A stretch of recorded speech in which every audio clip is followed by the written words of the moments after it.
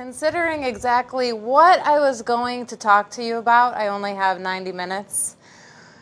You know, am I going to bore you with all the research and all the theory and all the definitions of authenticity, or am I going to help you be more authentic?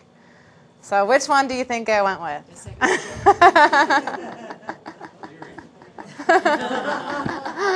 So I just want to be real.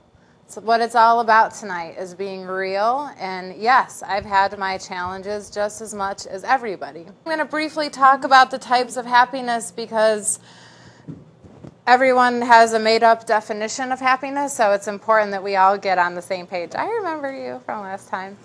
Why I care about authenticity in the first place. I'm going to talk about that for a minute.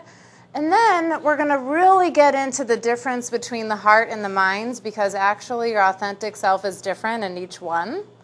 And you might know that there is a difference between your heart and your mind. Raise your hand if you do know the difference. Okay, so if you think about it, you know, that time when you do something wrong, you can rationalize it, but in your heart of hearts, you know it was wrong. So here's my perspective just briefly. So I've been teaching sustainable happiness for 15 years. My specialty is authentic happiness in graduate school. My PhD is in organizational psychology with an emphasis in leadership and positive psychology. So I come to understand our happiness is in our own control. We just need to know how to do it. All right, and high performance. That's what we all want, right? In the Bay Area? That's what it's all about. So hedonic happiness, Hedonic, is the positive emotion that occurs in the brain when something good happens. You get happy. It is determined by an external source. So let's say you get promoted at your job, but then you get stuck in rush hour traffic and you get in a fight with your mother-in-law, and that happiness is long gone. Totally out of our control. Now, a lot of people get stuck on this happiness in what's called the hedonic treadmill. So you're always looking to get the next thing that makes you happy. However, that leaves you discontent and unfulfilled, because actually science just showed that in 2006, if you do in fact get everything that you think is going to make you happy in your life, you'll become unhappy within 3 months because of what's called hedonic adaptation. So we adapt to our circumstances and want change, and then we're consistently on the hedonic treadmill. So my work is about cutting the cord between every person, place, thing, and circumstance and your happiness. It's very freeing.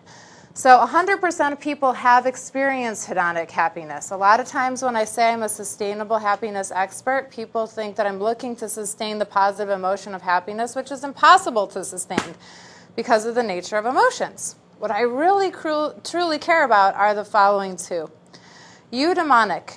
This is more that deep inner contentment, sense of fulfillment in your heart center. Some people might feel like an emptiness inside. This is the opposite of that. Aristotle introduced this concept of eudaimonia, and American psychology didn't catch up until the early 2000s. There are 4 things that are that unlock this type of eudaimonic happiness that I'll get into a little bit later, but I'm going to give you a little preview. It's called the MAPS. I use this as an acronym, MAPS, meaning, authenticity, purpose, and strength. So if you feel meaning and purpose in your life, if you are true to your authentic self and you're using your strengths, then you're going to feel this eudaimonia. And once you feel this eudaimonia, once you connect into those maps, it never leaves. It is, in fact, sustainable. The third type of happiness is Charonic. This is bliss and joy. This is from a connection to something greater than ourselves. You may have gone to church or meditation or something and seen these people like blissed out, and that's what Charonic happiness is. So it's best to understand these types of happiness through the source of the happiness. The source of the hedonic happiness is something external to you, most likely a person, place, thing, or circumstance. The source of the eudaimonic is the maps from your heart, heart-based maps.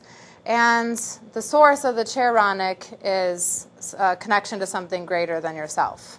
Happiness can be balled under the umbrella of positive emotion, positive mood, deep inner contentment, sense of fulfillment, or states of bliss and joy. So I just really thought it was important that we got on the same page as far as what is happiness is concerned. Okay, why care about authenticity? Because it's a component of Eudaimonic happiness, like I just mentioned. And there's tons of research that shows everything is better when you're happy. And I know that it seems a little hard sometimes to do that, but you know what? Before you do anything, you decide to do it. Before you came here, you decided to come here. It's the same thing with happiness. You have to empower yourself to choose happiness right now. All of my mentors who have been happy for greater than 20 years and positive psychology agree that it is indeed a decision that we make in every moment of every day. So, is anyone inspired to actually make the happiness decision right now? Like, are you ready to take charge of your own happiness? Are you ready? You are? The lazy one is. Are you ready to get off the hedonic treadmill? I mean, basically, your emotional experience goes up when things are good and down when things are bad. And so this happiness decision is indeed cutting the cord between everything else and your happiness. It is the most important, crucial decision of your life. Can I get a show of hands for people who are ready to make the happiness decision? Yes! That is pretty much everybody.